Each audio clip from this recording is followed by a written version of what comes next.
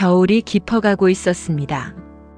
서울 변두리 24평 아파트의 아침은 유난히 고요했습니다.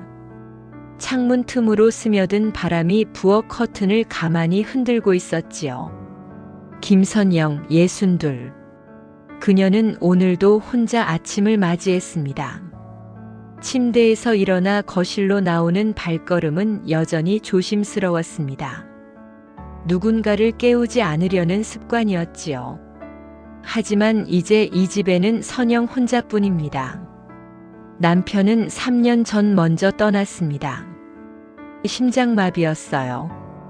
어느 날 아침 평소와 다름없이 일어나려던 남편이 갑자기 가슴을 움켜쥐었습니다. 여보, 가슴이. 그게 마지막 말이었습니다.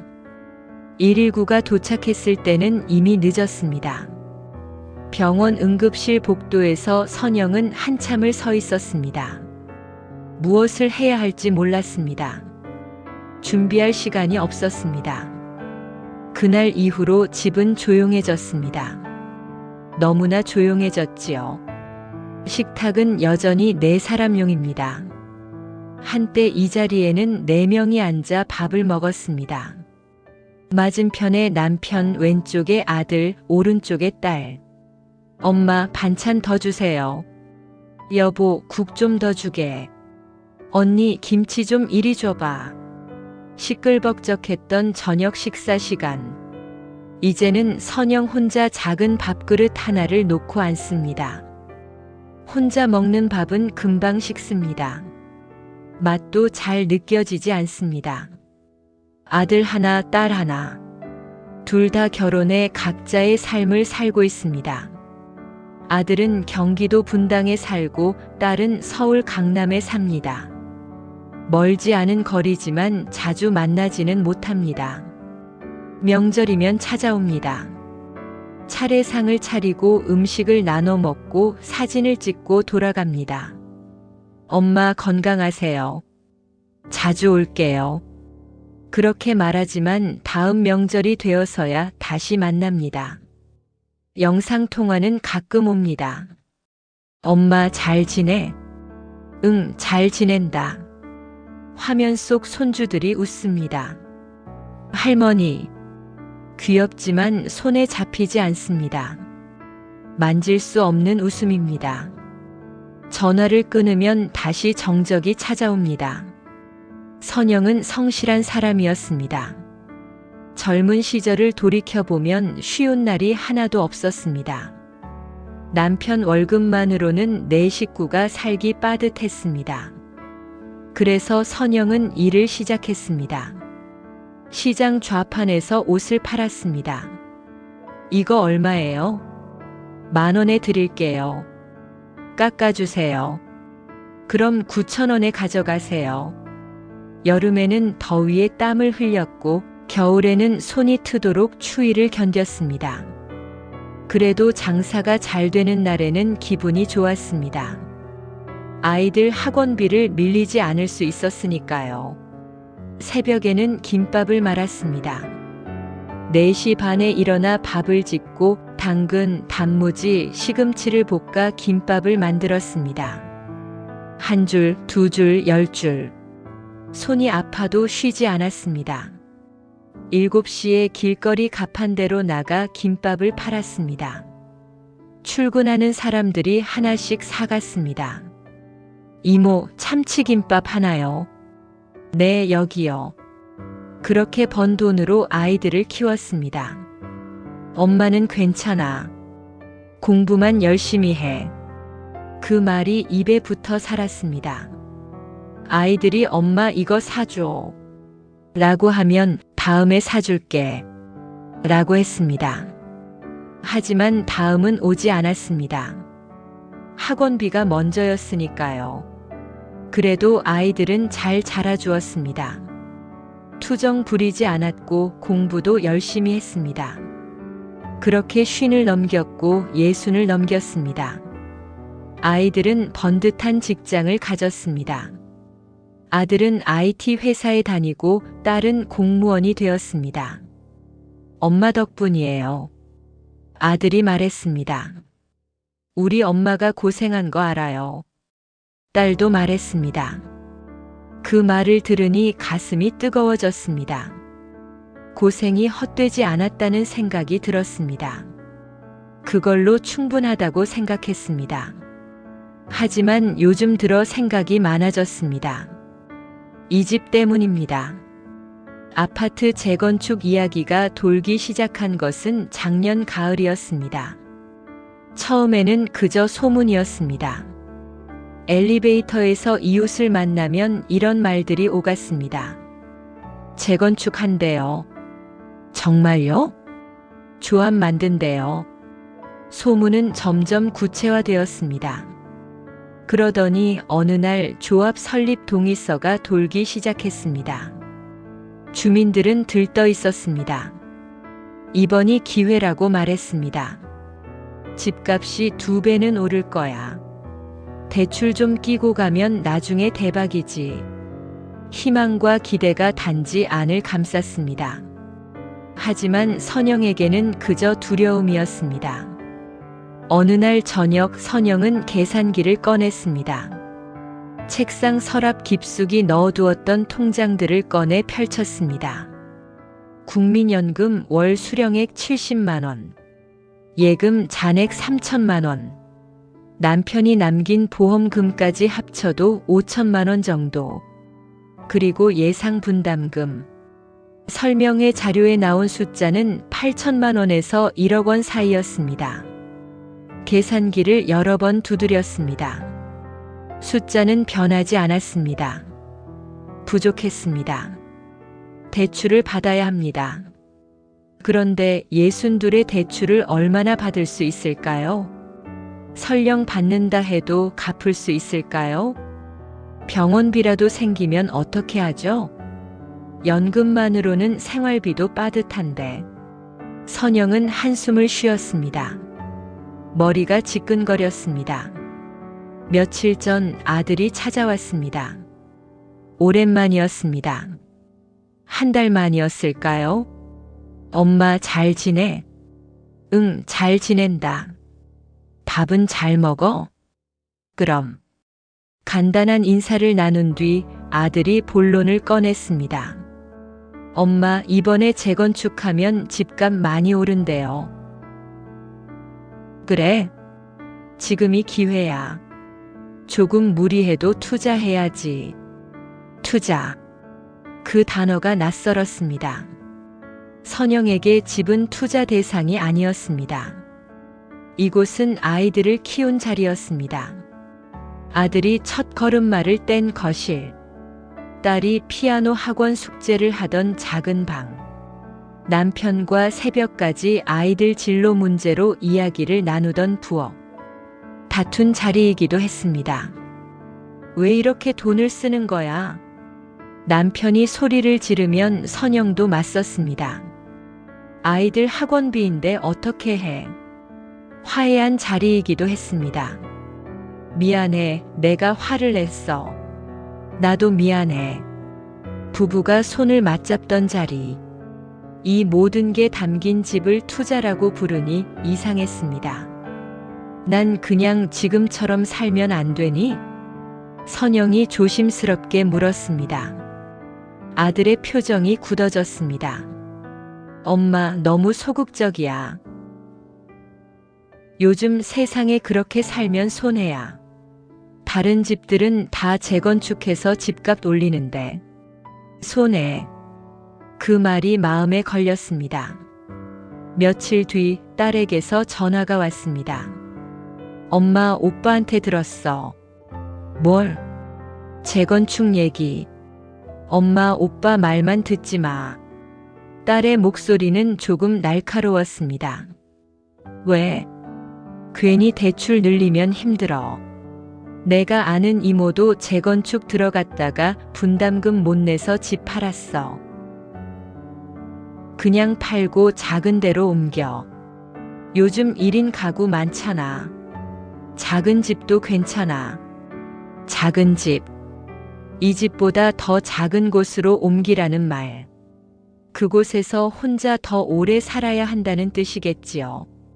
선영은 말이 나오지 않았습니다. 엄마. 응. 생각해봐. 내 말이 맞을 거야. 전화를 끊고 한참을 서 있었습니다. 아들은 투자를 하라고 합니다. 딸은 작은 집으로 옮기라고 합니다. 두 말이 정반대입니다. 어느 쪽이 맞는 걸까요? 아니, 무엇이 선영 자신에게 맞는 걸까요? 선영은 거실 벽에 걸린 가족 사진을 바라보았습니다. 사진 속 남편은 웃고 있었습니다. 머리가 아직 검었습니다. 주름도 지금보다 적었습니다. 여보라면 뭐라고 했을까? 혼잣말이었습니다. 남편은 늘 말했습니다. 선영아, 우리 무리하지 말자. 있는 대로 살자. 조용하고 안정적인 삶을 원했던 사람이었습니다. 하지만 세상은 변했습니다. 무리하지 않으면 뒤처진다는 말을 이제는 자주 듣습니다. 선영은 사진을 만졌습니다. 차가운 유리가 손끝에 닿았습니다. 여보, 난 뭘 해야 할까요? 대답은 없었습니다. 저녁 무렵 관리사무소에서 방송이 나왔습니다. 주민 여러분 안녕하십니까? 재건축 조합 설립 설명회가 이번 주 토요일 오전 10시에 열립니다. 주민센터 2층 대강당에서 진행되오니 많은 참석 부탁드립니다. 방송이 끝났습니다. 선영은 창밖을 보았습니다. 눈이 내리고 있었습니다. 조용히 그러나 분명하게 쌓이고 있었습니다. 손등 위에 떨어진 눈송이를 바라보듯 생각했습니다. 이 집을 지키는 것이 맞는지, 아니면 마지막 용기를 내야 하는지. 그날 밤 선영은 오래된 통장을 꺼냈습니다. 남편과 함께 적금을 붓던 통장이었습니다. 통장을 한 장 한 장 넘겼습니다. 매달 10만 원씩 입금 기록이 찍혀 있었습니다. 그렇게 10년을 모았습니다. 마지막 장에는 남편의 또박또박한 글씨가 남아 있었습니다. 선영아, 우리 노후는 이걸로 걱정 없게 하자. 2019년 12월. 그 약속이 떠올랐습니다. 여보, 이거 만기되면 우리 여행 가자. 어디로? 제주도. 늘 가고 싶어 했잖아. 그래, 가자. 그 여행은 가지 못했습니다. 남편이 떠나기 전에 코로나가 왔습니다. 그리고 남편은 코로나가 끝나기 전에 세상을 떠났습니다. 하지만 세상은 그때와 달라졌습니다. 물가도 올랐습니다. 집값도 올랐습니다. 아이들의 생각도 달라졌습니다. 그때는 안정이 미덕이었습니다. 지금은 투자가 미덕입니다. 선영은 불을 끄고 누웠습니다. 천장을 바라보았습니다. 가슴이 조금 답답했습니다. 토요일 설명회에 갈지 말지 아직 결정하지 못했습니다. 그러나 분명한 것은 하나였습니다. 이 선택이 남은 인생의 방향을 바꿀지도 모른다는 사실입니다. 눈은 밤새 내렸습니다. 다음 날 아침 세상은 하얗게 변해 있었습니다. 나무도 차도 아파트 지붕도 모두 하였습니다. 그리고 선영의 마음도 조금씩 흔들리고 있었습니다. 토요일 아침이 되었습니다. 눈은 그쳤지만 공기는 여전히 차가웠습니다. 선영은 한참을 망설였습니다. 나갈까 말까. 옷장 앞에 서서 코트를 입었다 벗었다 반복했습니다. 결국 코트를 입기로 했습니다. 가서 드러나 보자. 그렇게 마음먹었습니다. 밖으로 나서니 아파트 단지 안은 이른 시간부터 분주했습니다. 3355 모여 설명회장으로 향하는 주민들. 그들의 얼굴에는 기대와 계산이 함께 묻어 있었습니다. 오늘 가봐야 얼마나 오를지 알겠지. 난 이미 마음먹었어. 무조건 찬성이야. 우리 애들도 찬성하래. 선영도 그 무리에 섞였습니다.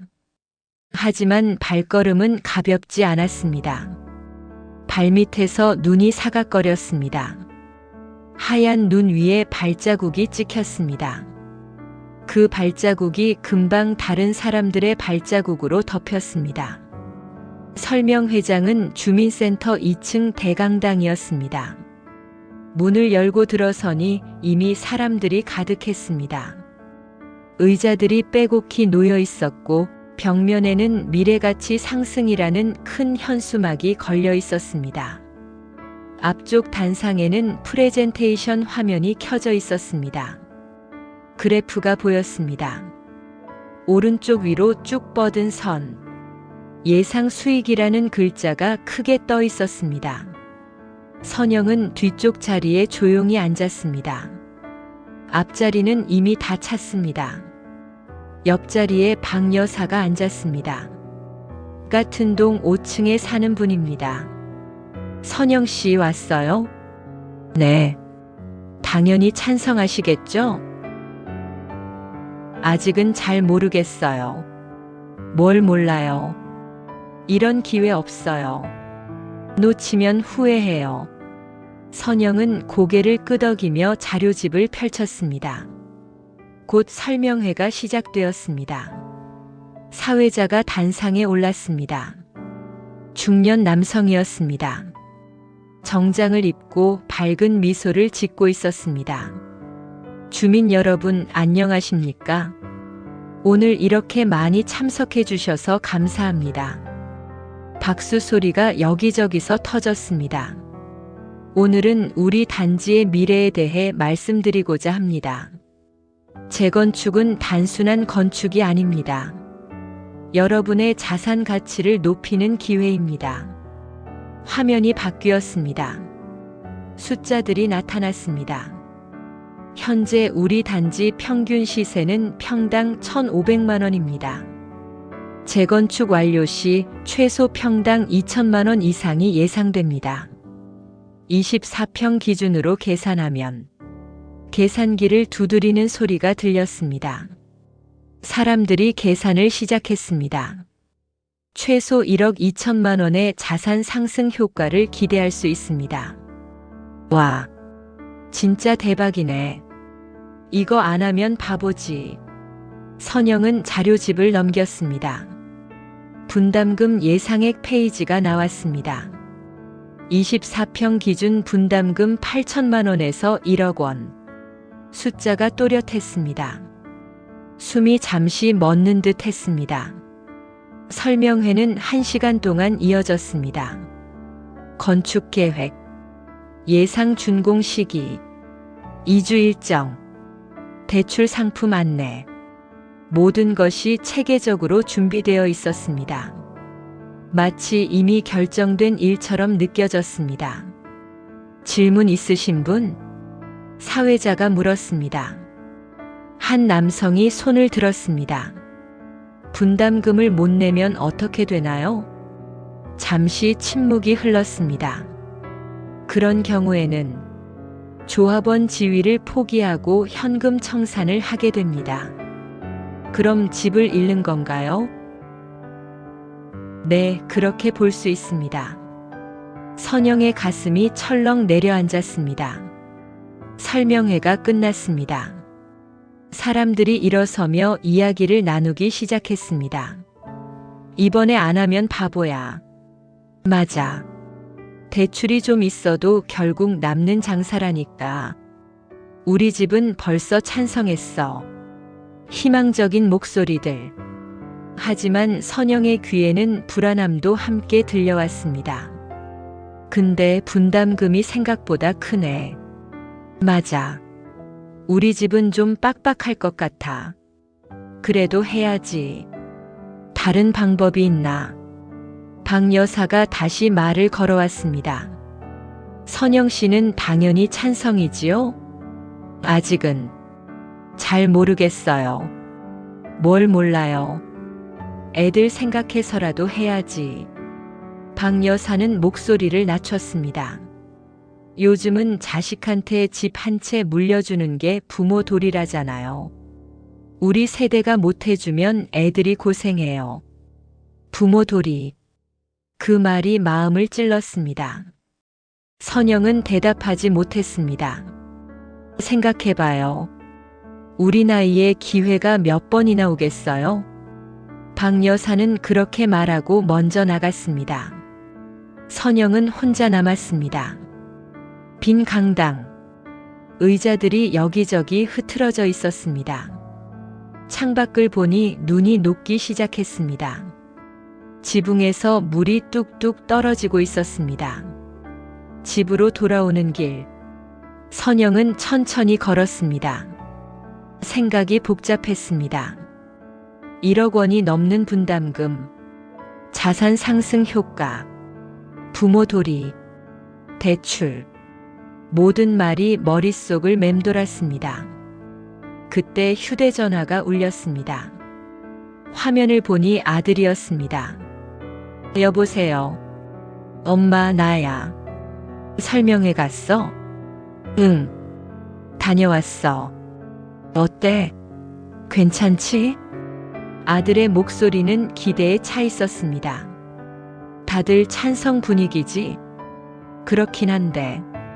그럼 됐네. 엄마도 찬성하는 거지? 아직은. 분담금이 생각보다 크더라. 전화기 너머로 한숨 소리가 들렸습니다. 엄마, 요즘 다 그렇게 해. 대출 좀 끼고 가는 거야. 근데 난 대출이. 걱정하지 마. 내가 조금 보탤게. 잠시 침묵이 흘렀습니다. 너도 애 키우고 바쁘잖니? 엄마 노후가 더 중요하지. 그러더니 아들이 덧붙였습니다. 나중에 집값 오르면 우리도 도움되는 거고. 우리도라는 말. 그 말이 걸렸습니다. 선영은 무슨 말을 해야 할지 몰랐습니다. 엄마. 응. 긍정적으로 생각해봐. 이게 마지막 기회일 수도 있어. 전화를 끊었습니다. 저녁 무렵 딸이 찾아왔습니다. 초인종이 울렸습니다. 엄마, 나야. 문을 열자 딸이 서 있었습니다.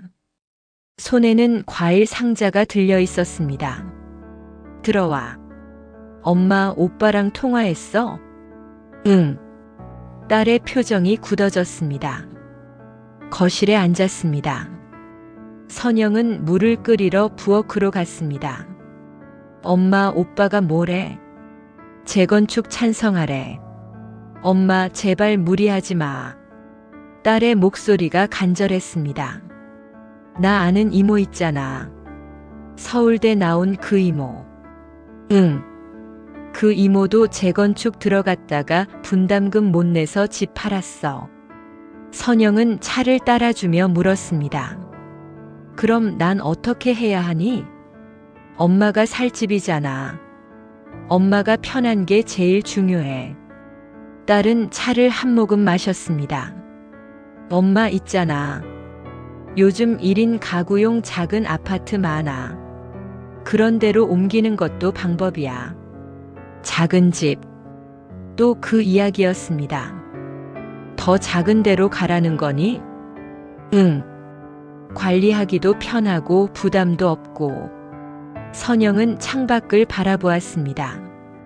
이 집이 너무 크니? 그런 게 아니라 엄마 혼자 사는데 24평이 필요해. 말은 맞았습니다. 하지만 마음 한켠이 쓰렸습니다. 아들과 딸의 말이 서로 달랐습니다. 아들은 투자하라고 합니다. 딸은 작은 집으로 옮기라고 합니다. 두 말 모두 틀리지 않아 보였습니다. 그래서 더 어려웠습니다. 딸이 돌아간 뒤 집은 다시 조용해졌습니다. 선영은 거실 소파에 앉았습니다. 텔레비전을 켰습니다. 뉴스가 나왔습니다. 서울 집값 상승세 지속. 재건축 단지 인기. 뉴스도 재건축 이야기였습니다. 선영은 텔레비전을 껐습니다. 그날 밤 선영은 다시 계산기를 꺼냈습니다. 책상 앞에 앉았습니다. 통장들을 펼쳤습니다.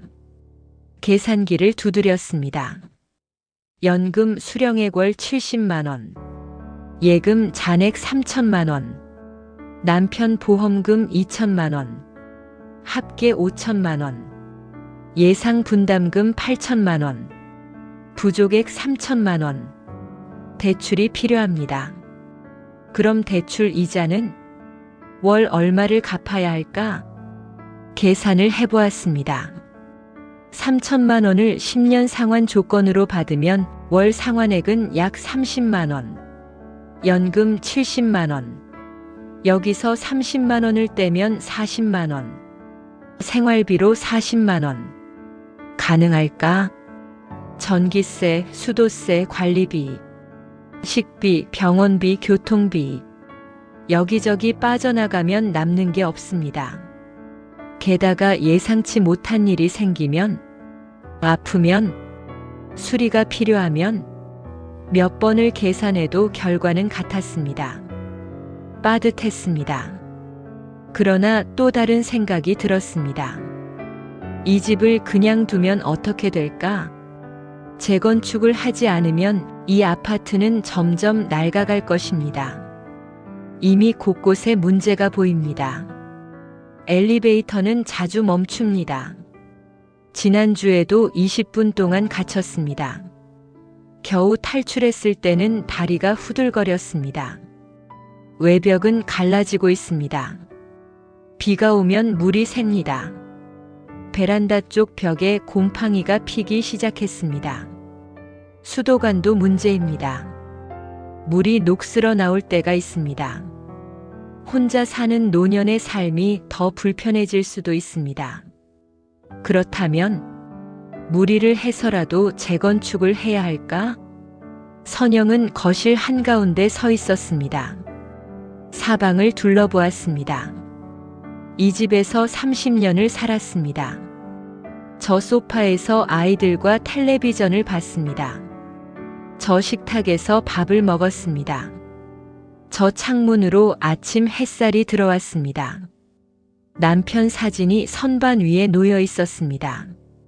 사진을 들어 바라보았습니다. 여보, 난 왜 이렇게 겁이 많아졌을까? 사진 속 남편은 대답이 없었습니다. 그저 미소만 짓고 있었습니다.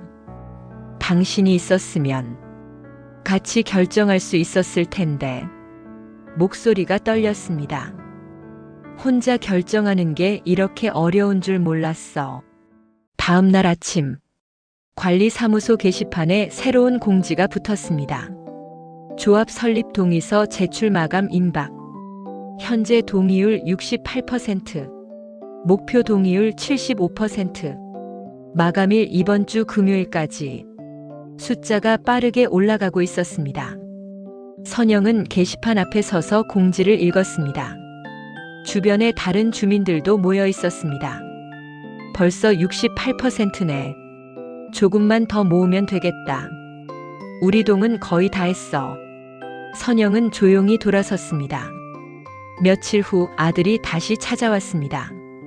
문을 열자 아들이 서 있었습니다. 표정이 전보다 굳어 있었습니다. 엄마, 들어와. 거실에 앉았습니다. 아들은 바로 본론을 꺼냈습니다. 엄마 아직도 안 냈어? 동의서. 생각 좀 더 해보려고. 아들의 눈썹이 찌푸려졌습니다. 엄마 혼자 고민할 문제가 아니잖아. 우리 가족 일인데. 가족이라는 말이 공기를 무겁게 만들었습니다. 난 대출이 무서워. 무섭다고 피하면 아무것도 못해. 아들의 목소리가 조금 높아졌습니다. 요즘 다 이렇게 살아. 빚도 자산이야. 엄마는 늘 안전하게만 살려고 해. 선영은 놀란 듯 아들을 바라보았습니다.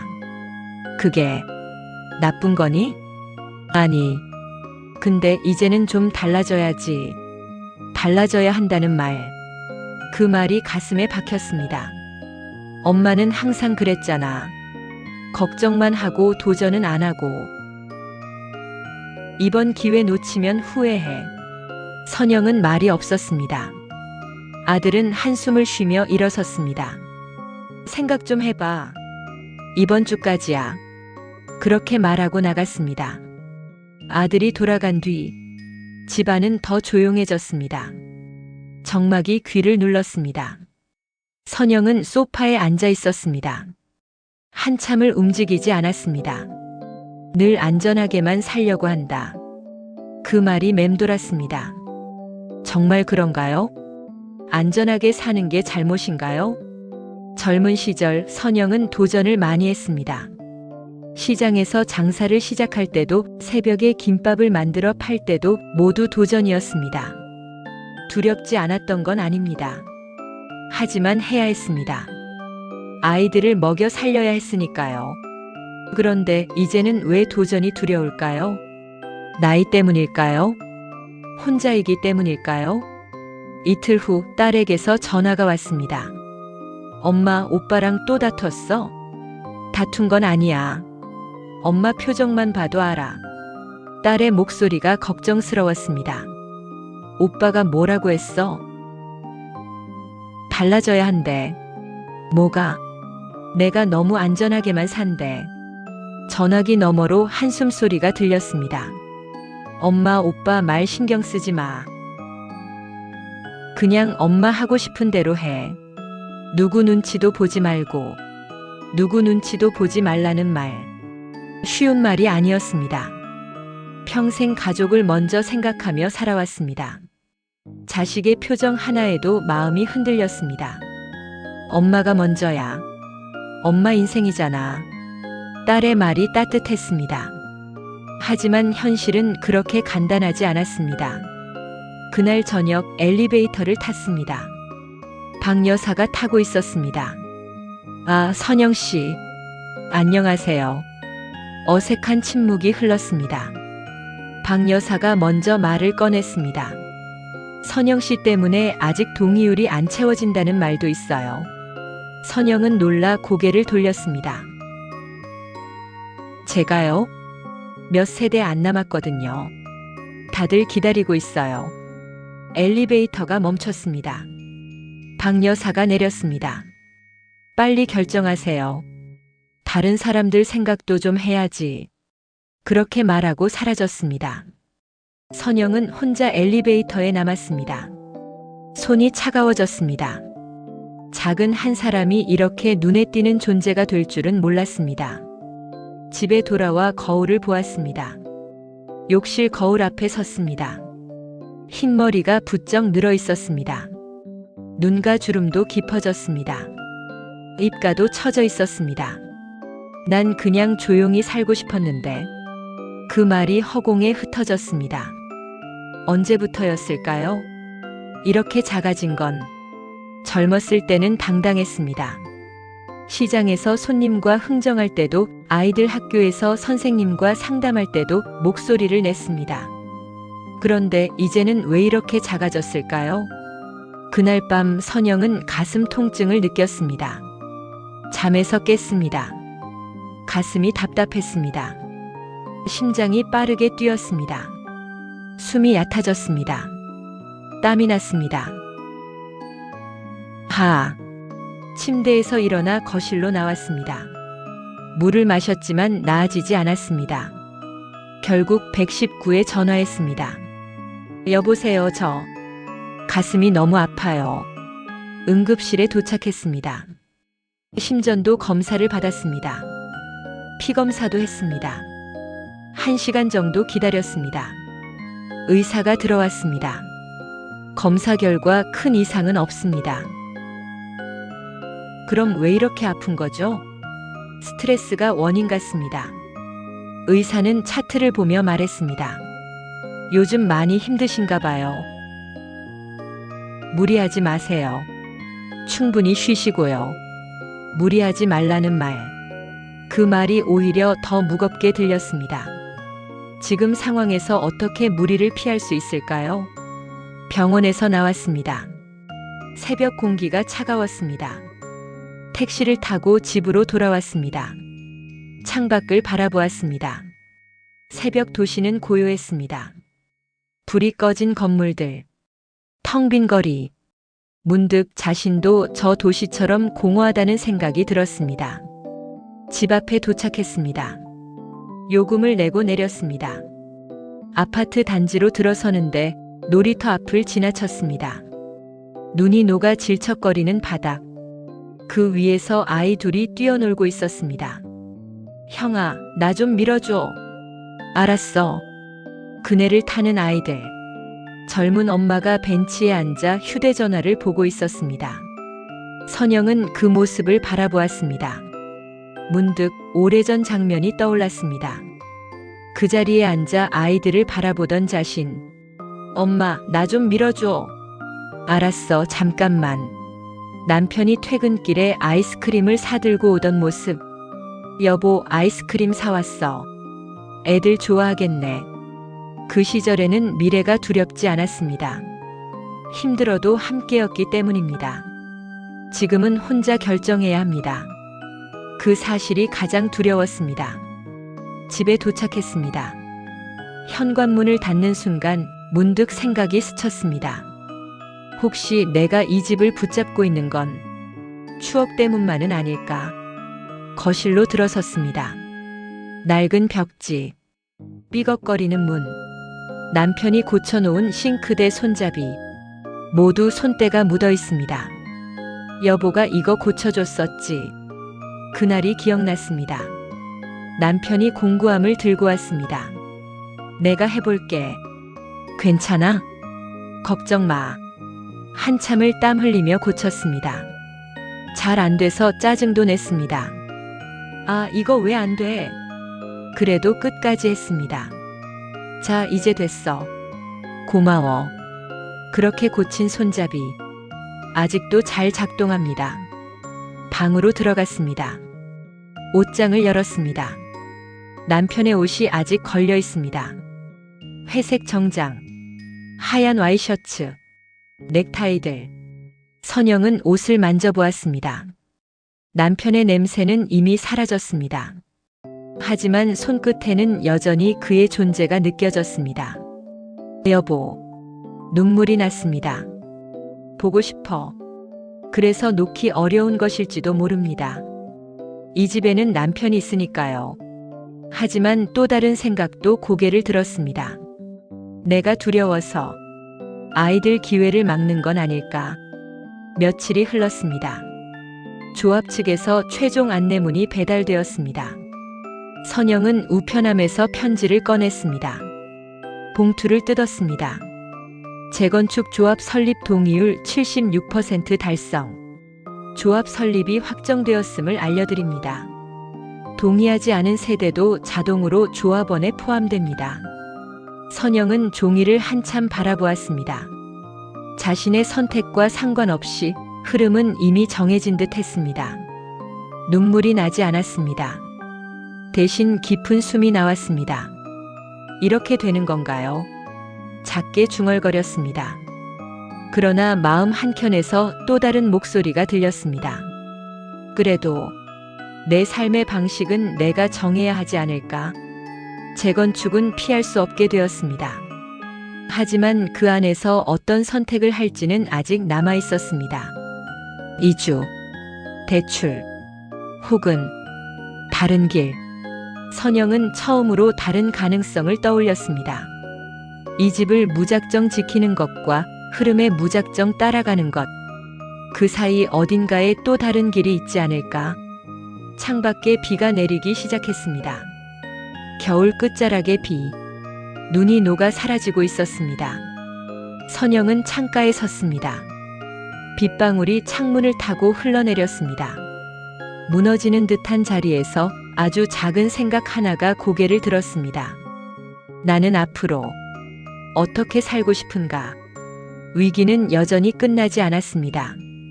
그러나 질문이 생겼습니다. 그리고 그 질문이 선영을 조금씩 깨우고 있었습니다. 비가 그친 뒤 공기가 맑아졌습니다. 다음 날 아침, 선영은 일찍 일어났습니다. 밤새 생각을 정리했습니다. 재건축을 막을 수는 없습니다. 그렇다면 그 안에서 자신의 삶을 지키는 방법을 찾아야겠다고 마음먹었습니다. 코트를 입었습니다. 가방을 들었습니다. 밖으로 나섰습니다. 은행으로 향했습니다. 버스를 타고 은행 앞에서 내렸습니다. 문을 열고 들어섰습니다. 번호표를 뽑았습니다. 의자에 앉아 기다렸습니다. 주변을 둘러보았습니다. 젊은 부부가 대출 상담을 받고 있었습니다. 중년 남성이 통장 정리를 하고 있었습니다. 모두 자신의 일을 처리하고 있었습니다. 나도 할 수 있어. 선영은 스스로에게 말했습니다. 74번 고객님, 3번 창구로 오세요. 차례가 되었습니다. 선영은 일어나 창구로 갔습니다. 안녕하세요. 무엇을 도와드릴까요? 선영은 준비했던 질문을 꺼냈습니다. 재건축 관련해서 이주비 대출 말고 부담을 줄일 방법이 있을까요? 직원은 고개를 끄덕였습니다. 네, 여러 방법이 있습니다.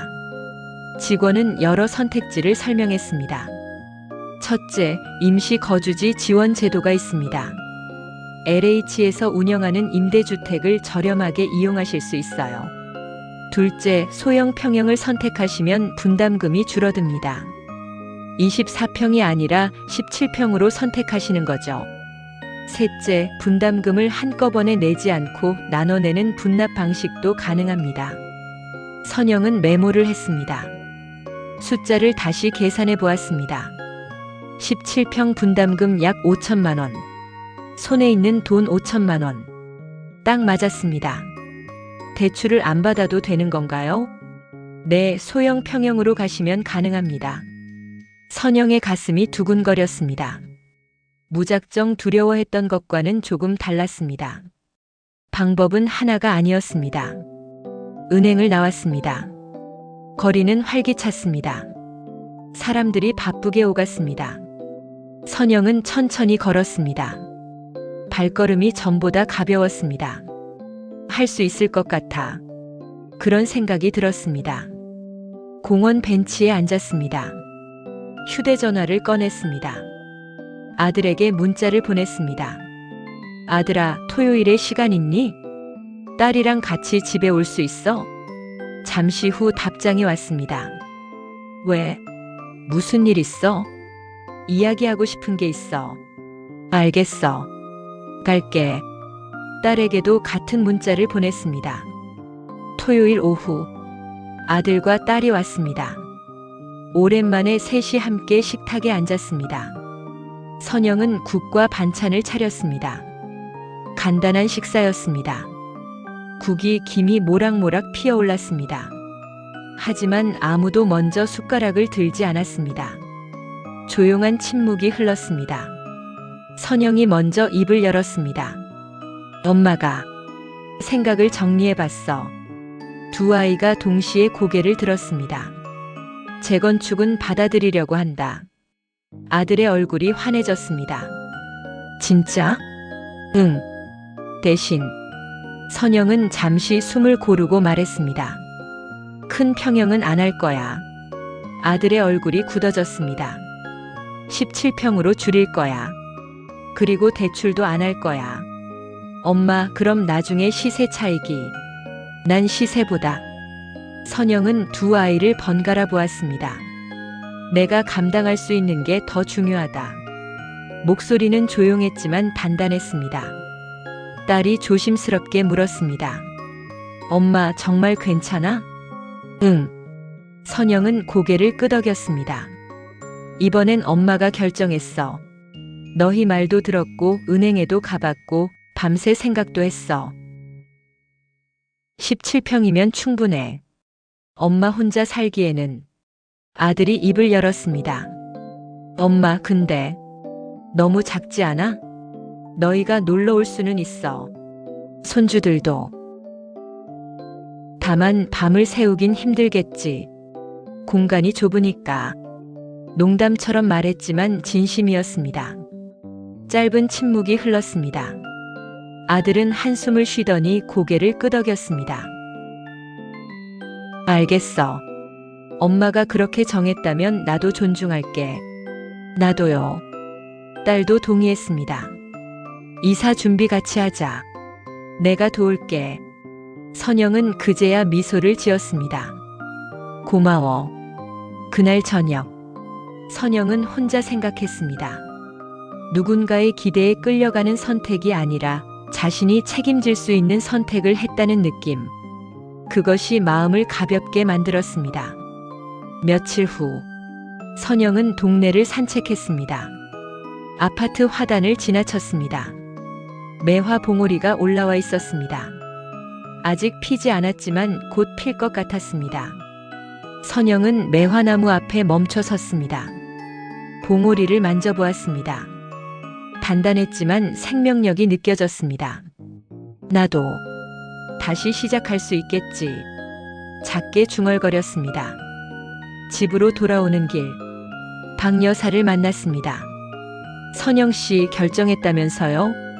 네. 작은 평형으로 가려고요. 아이고, 좀 더 욕심내지. 큰 걸로 하지. 선영은 웃으며 대답했습니다. 이제는 욕심보다 편안함이 좋네요. 박 여사는 잠시 선영을 바라보더니 고개를 끄덕였습니다. 그래요. 각자 길이 다르니까. 선영은 마음이 가벼웠습니다. 이주 준비가 시작되었습니다. 짐을 정리하며 오래된 물건들이 쏟아져 나왔습니다.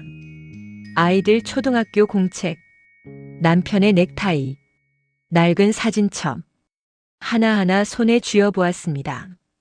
눈물이 맺혔지만 오래 붙잡지 않았습니다. 여보, 이제 좀 내려놓을게요. 사진을 쓰다듬으며 말했습니다. 이삿날, 아이들이 함께 왔습니다. 트럭에 짐이 실려 올라갔습니다. 빈 거실에 서자 울림이 컸습니다. 아들이 말했습니다. 엄마, 여기서 우리 키웠잖아. 그러게. 너희들 참 많이도 뛰어다녔다. 딸이 웃으며 덧붙였습니다. 엄마가 제일 많이 잔소리했지. 그래도 잘 자라줬잖니. 웃음이 번졌습니다. 그 웃음 속에는 미안함도 고마움도 함께 섞여 있었습니다. 임시 거주지로 옮긴 뒤 선영은 동네 문화센터를 찾았습니다.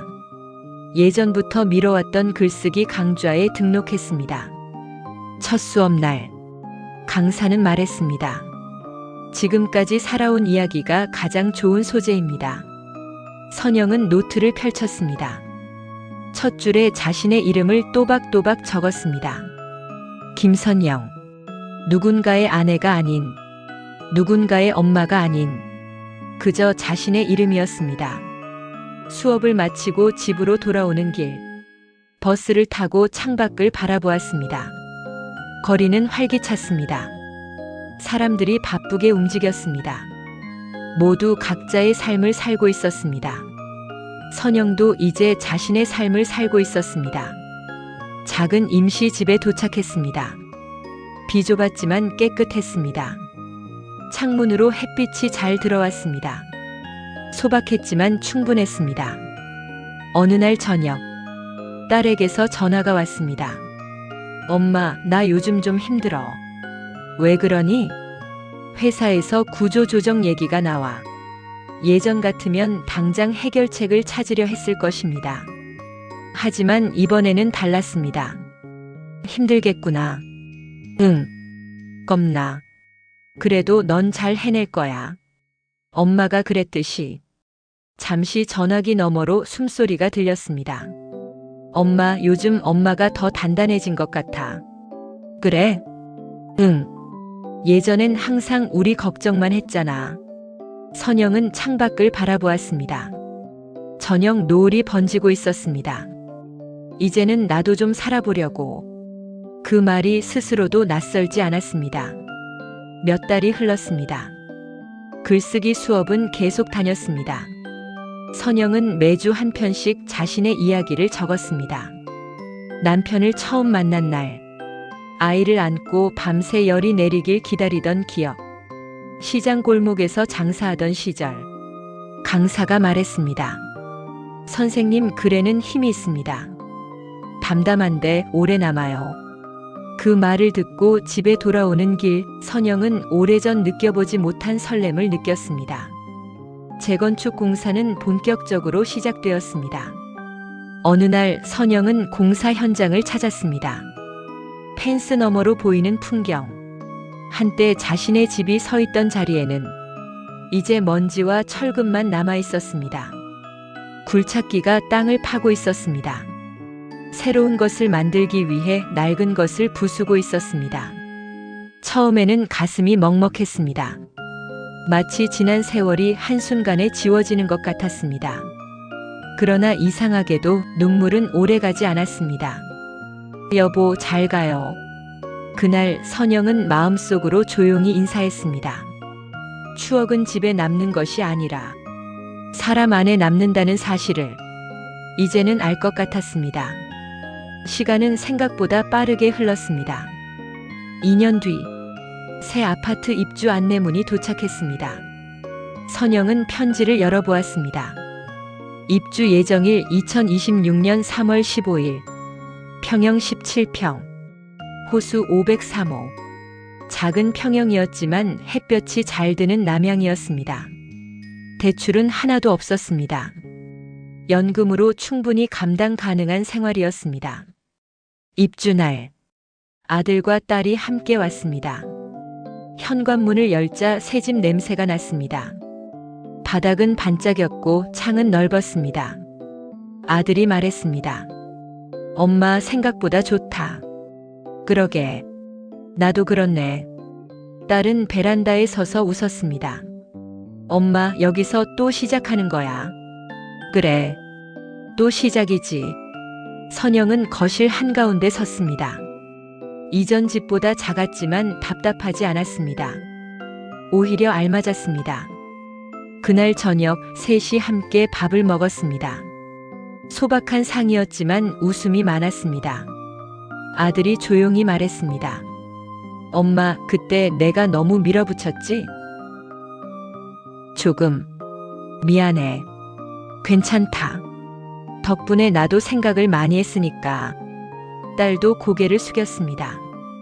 엄마 마음 제대로 몰라서 미안해. 이제 알면 됐다. 짧은 사과와 웃음이 오갔습니다. 서로의 선택을 인정하는 순간이었습니다. 밤이 깊어 아이들이 돌아간 뒤 선영은 새집 창가에 섰습니다. 도시의 불빛이 잔잔하게 흔들리고 있었습니다. 남편 사진을 작은 선반 위에 올려두었습니다. 여보, 나 잘했지요. 대답은 없었지만 이상하게도 외롭지 않았습니다. 집은 변했습니다. 환경도 달라졌습니다. 그러나 선영의 삶은 줄어들지 않았습니다. 오히려 넓어졌습니다.